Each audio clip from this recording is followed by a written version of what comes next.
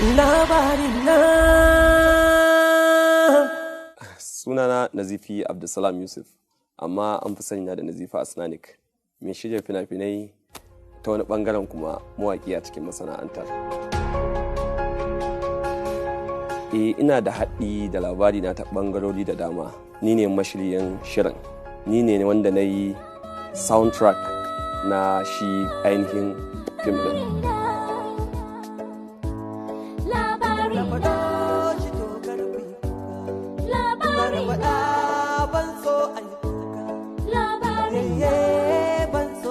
Wannan shine karo na farko da na zama mashiryin shiri na fim ma'ana mai dogon zango.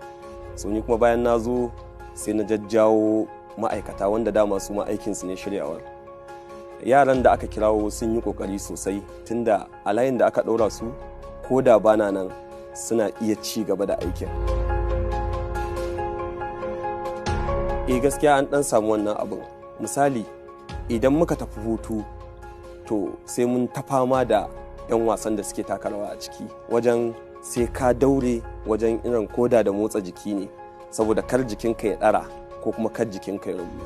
To an ta kokari ana wannan controlling din, wasu an samu an yi dace ba a samu wannan ba, ta wani dan bangaren kuma an samu wanda sun dan motsa kaɗan.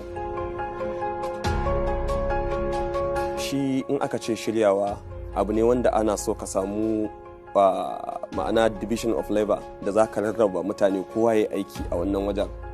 To wannan din ne yasa ba zan iya rike kowa da kowa ba, amma wanda suke aiki a ƙarƙashi na wane da wane da wane da wane ga abin da suke bukata, ka kula kai ma wane da wane da wane ga abin da suke bukata. To wannan yasa sai aka samu saukin abin.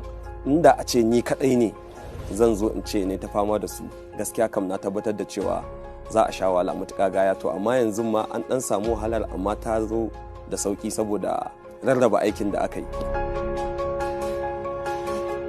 Gaskiya lokacin da na karanta akwai 'yan kalubale da aka samu wanda sai da muka zauna aka tirza aka dawo muka dan faffaɗi gyararrakinmu, marubucin ya sake komawa wajen gyara, ya sake zuwa ya gyara.